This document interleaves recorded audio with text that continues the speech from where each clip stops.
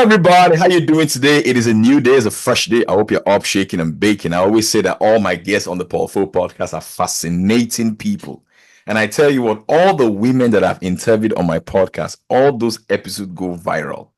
And I'm sure this one will also go viral as well.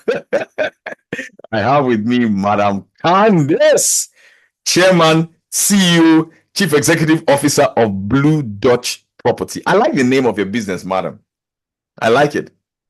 When I first saw it, I was like, Thank you very much. is this company headquartered in London or Paris or something? I just like the name. What inspired you to call the name Blue Dutch? Because my favorite color is blue. And of course, the company is not all about me, but I play a major role. So I actually influenced that decision to, name it Blue Dutch because I like blue as a color. Yeah. Oh, fantastic.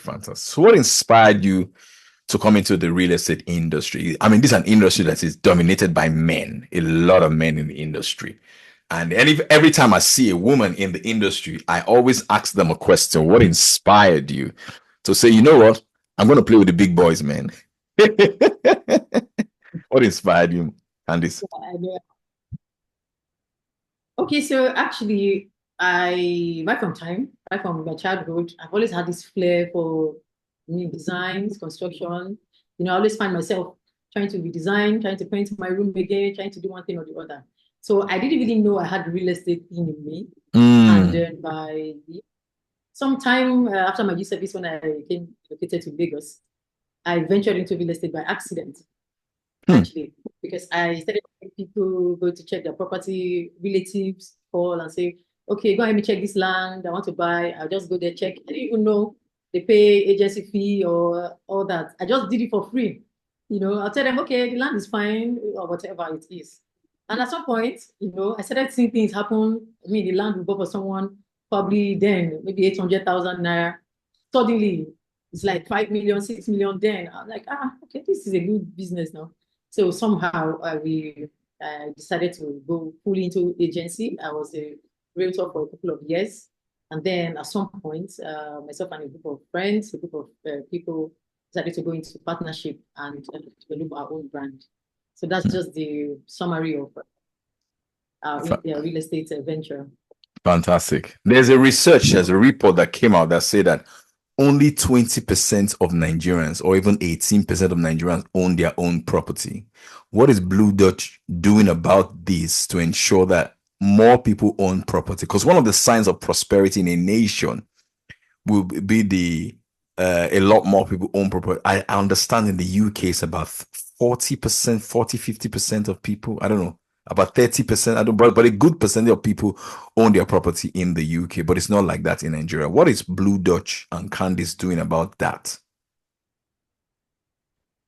We're doing a lot, actually, and that's the reason why we try to get locations that are affordable, and even at that, give payment plan to people. So now there are some locations that we have or some estates that we have that it's affordable to practically everyone. So we usually say there's no reason why you shouldn't have a property or a piece of land in Lagos or outside Lagos, especially when you have an opportunity to partner with Blue Dutch, because we have lands now. We sell even as 300 square meter, which is sizable. At least you can accommodate a 5-bedroom duplex if you wish, and we sell it at. We have an estate that sells for I think 1.5 million naira for 300 square meter, and we also give you opportunity to pay over a period of time for up to 12 months. So that's like you're paying 100 per month.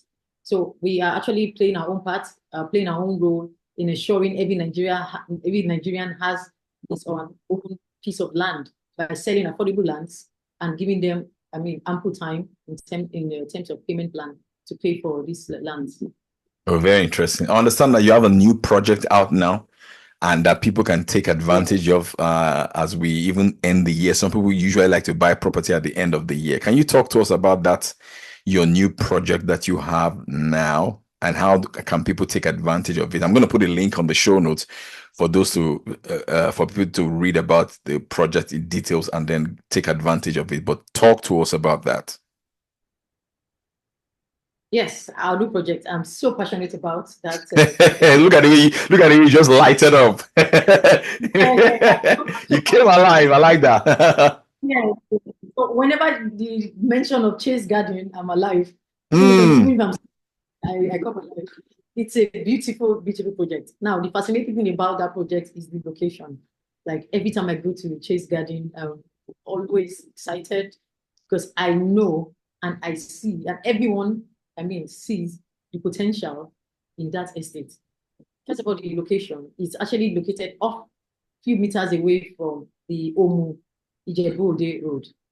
The road is already tarred. It's currently, in fact, the road is going to be tarred all the way from Ijebu-Ode down to the K2 roundabout, which is the heart of the modernized Egbe. Hmm. So it's just off that road. So you go there, you drive all the way. The road is, fantastic. You have no issues. You drive to the land. And now the land is located, the estate is located in Ogun State. So you have it's partially it's kind of in Lagos, but under Ogun State. So it's like you're going to enjoy both. Both You're worlds, in yeah. Lagos, you're in both worlds, exactly. So it's peaceful, neighborhood is peaceful, no omonile worries, what's it called? Free from government, brands, fantastic title. The topography, dry table land, you dig and start building today, no rough foundation and all that. So everything about this project is interesting. Oh, The that's good. price, right. So and of course we started infrastructure development right there. The fencing, the gatehouse. The gatehouse currently ongoing. The fencing we've done to an appreciable stage, and we won't rest until it. And then it's immediate allocation. You pay, and in 2 weeks, maximum 1 month, you get your allocation. Now, the reason why we Wow. give, the reason Wow. why we give is because we have to register your survey and, of course, process your deed of assignment. If not, we can give you allocation on the same day you complete payment. It's a fantastic project.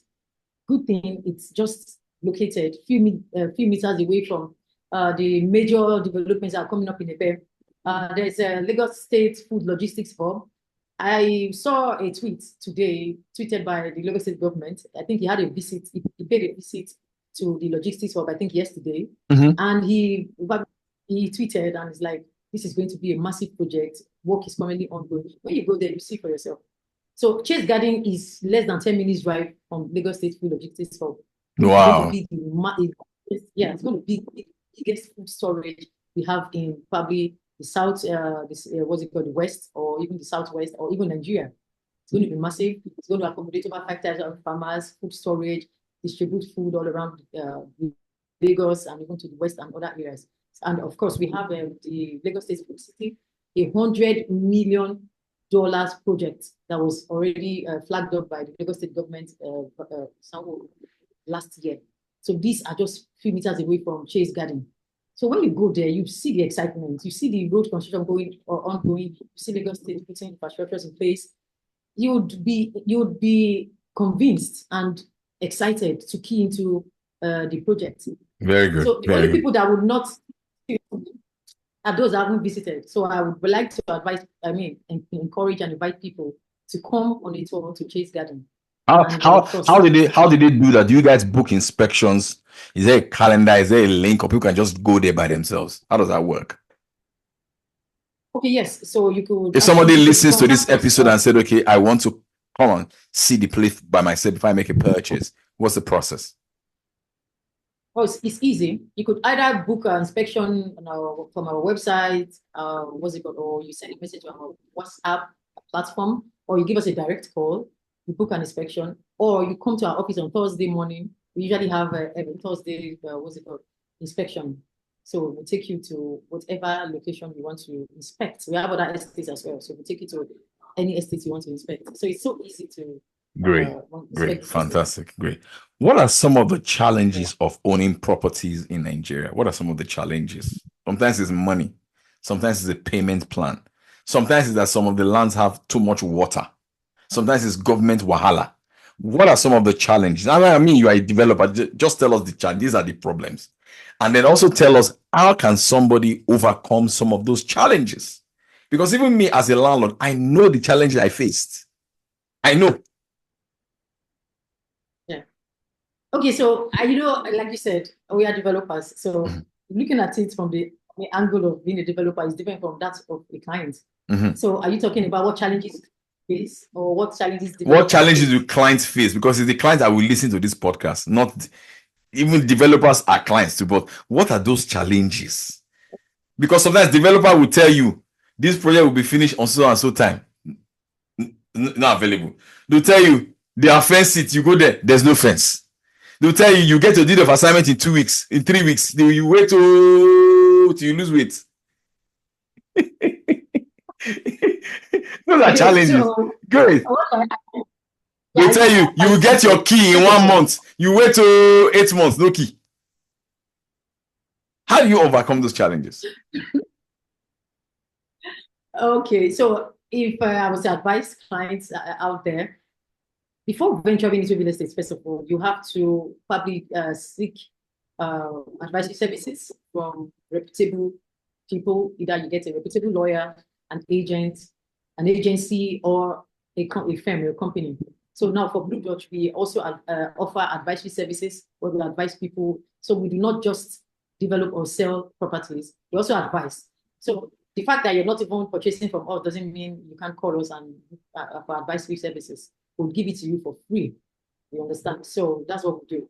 Now you have to get advice. So it's not just every property that comes into the market or is being advertised that you should patronize. First of all, you have to have a plan. What is the purpose of your investment? Are you buying to live in or for land banking or Very good to question. sell? Very good question. Yeah. So when you have this, whatever the purpose is for investing, that will determine where you should buy, what kind of property to buy. Now, a lot of people make this mistake. Sometimes some clients, there's a client that we spoke to in Benin last year, and she just said, I just want to have a property in Lagos, no matter how it is, just give me any property. And then we gave her a land in Epe, and then she came to Lagos and said, I want to build on it now. I want to live on it now. Why don't you give me something close to that shop right that I saw in Shangotedo? And we're like, we have the estate in Shangotedo. It's just a difference is in the price. Are you willing to pay? What we gave in Epe is 2.5 million, and what we have in Shangotedo is we have two estates there, 29 million and 40 million. So it's just the difference in the price. So if you don't identify what the purpose of investing, then you may run into a chaotic situation, and then you think, oh, probably they didn't say the right thing to me and all that. So that's just one. The other is, I understand that there are lots of challenges, especially when it comes to allocation, documentation. Sometimes, there's the Nigerian factor in some things that we do. Sometimes it may not even be the fault of the developer. I know that. I know that thoroughly. I know that. Okay, yeah, there are a couple of things that happen behind the scene. Yeah. Affects some of these things, but as a reputable company that is keen on keeping the reputation intact and delivering to clients, which is what we are bent on doing, we surmount all forms of challenges. There are challenges there, like we face challenges on a daily basis, but never should the clients be smelled with it. It's not their problem, it's your problem. You have to deal with it. And that's the reason why whatever challenge we think we face, we try to deal with it one way or the other. And the good thing is that as you go in the business, the challenges become minimal. So you find out that we have, using us as case study, we've passed our days of challenges. I like that. Yeah. Make it easier, but now we have a structure, we have a team that works. I do not, before I used to visit sites a lot. I used to go to Epe. I go to Epe like almost every day. I actually stay now for months and not even visit those locations. People lovely. There's a team on ground that knows what to do. The only reason why sometimes I visit those places is, one, I like to see the location before making purchase. So everything is done, the due diligence is done, and they're like, okay, madam, come and see the estate if you like the location. I go there, I see the estate. Okay, the location is great. I put one or two things in place. I could actually forget about it because I know people will handle it. But of course, my love for design and construction still takes me back because I want to, you have to do this right. You have to, I still go there once in a while to inspect and instruct them on what to do. But of course, we have a great. So on other challenge investors, client faces. And then some clients, talk about now, some clients, because they are not in Nigeria, especially clients in diaspora, they don't have opportunity to see what they are going to get. So now you think you are getting a dry land, you get to a land that is swampy, and you think it's a problem, So there are diverse issues that clients faces, but if you get the right advisory service before investing, then it will be minimal, whatever your issues are going to be. Great, fantastic. Tell us your story of how you felt when you got your first buyers to maybe start building. First of all, do you have buyers who have bought from you and they started building on those properties? Okay, so we have buyers that are fenced, and we are actually begging them to build. Like we've sent. So that means you have properties in places where people can actually buy and build immediately. We told our clients would assist you with few blocks and cement if you start building. That's how that's how desperate we want our clients to start building. They already have a couple of them that are fenced, but we want them to start building because we want to show that these estates are buy and build, ready to build, no issues, no hassles, and all that. I like that. You can even help with a few cements and blocks.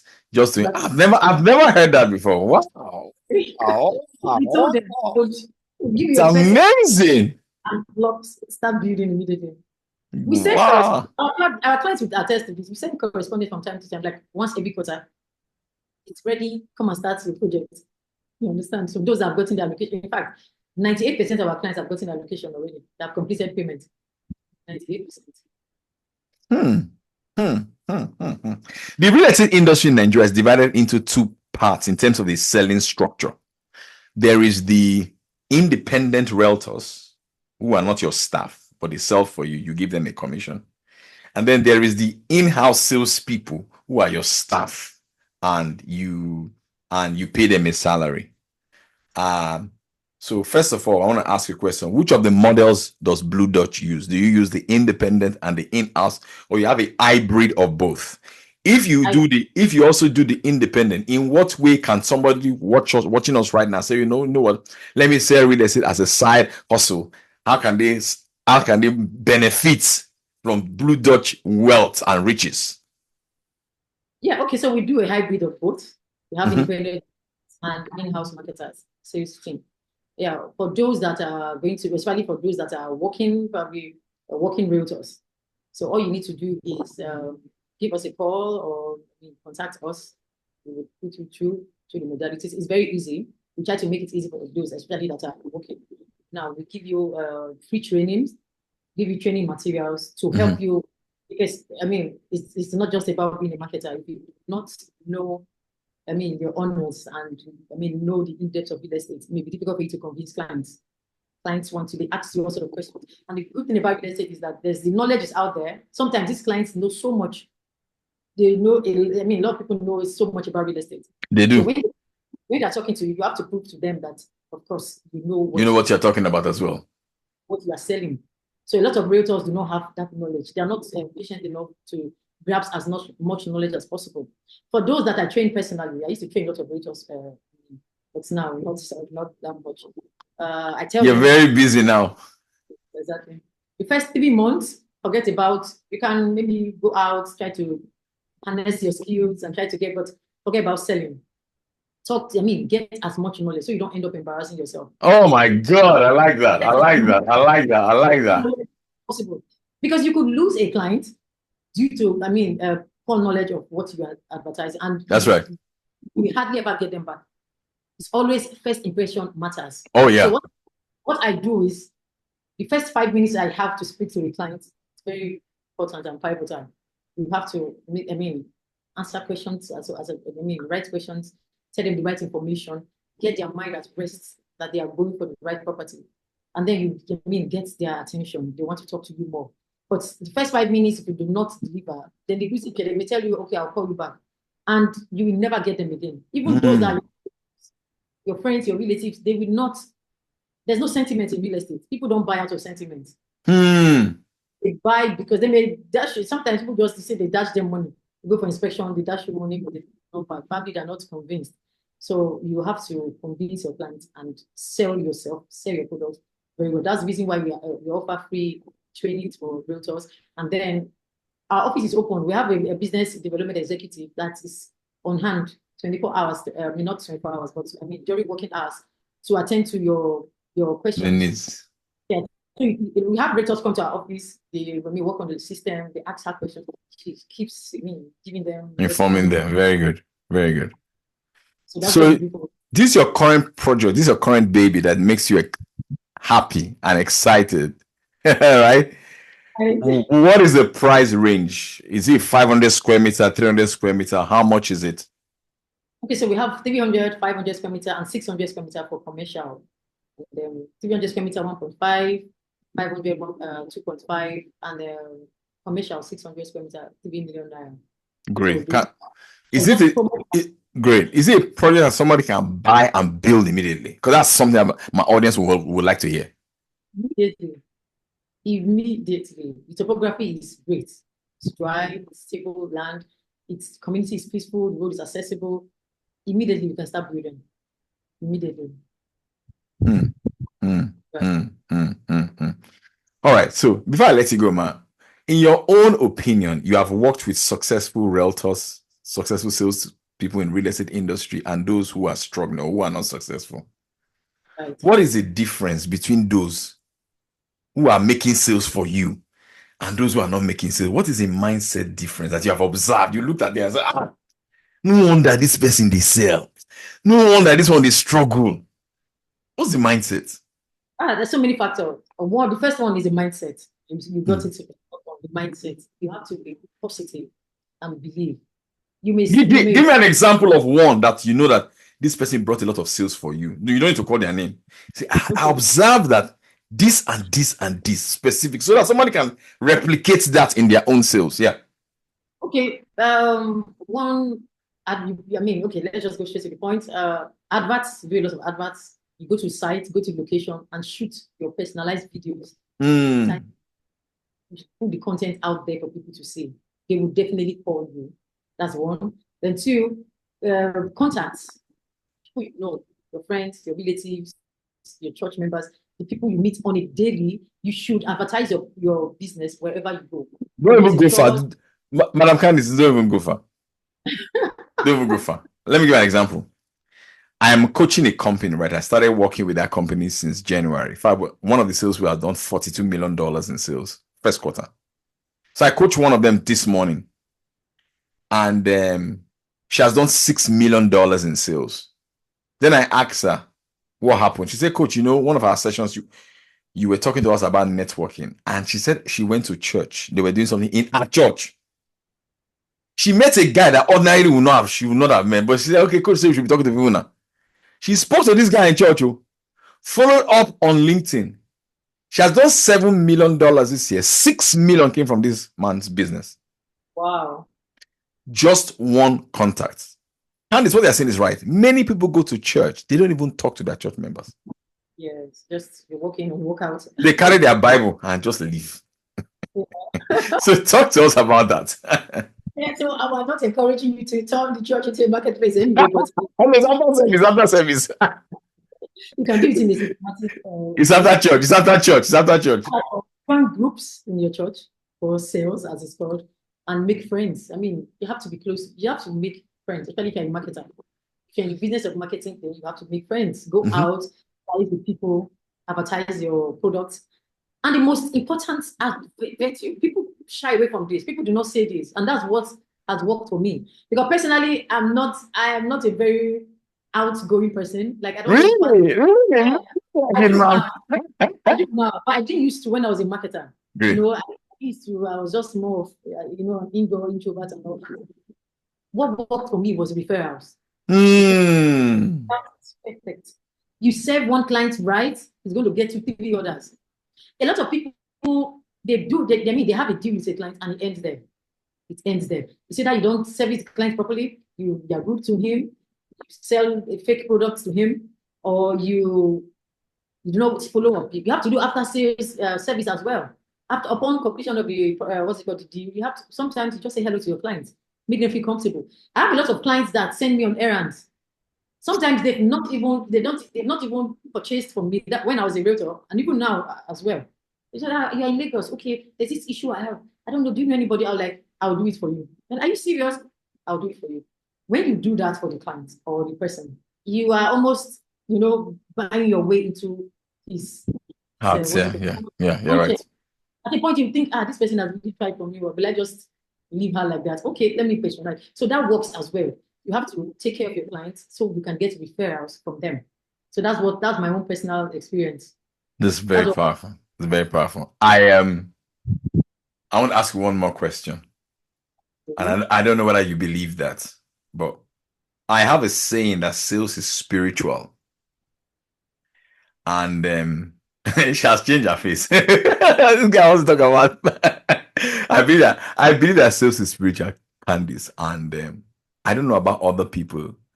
The spiritual dimension of sales has helped my sales a lot. Things like gratitude, prayer, right. giving.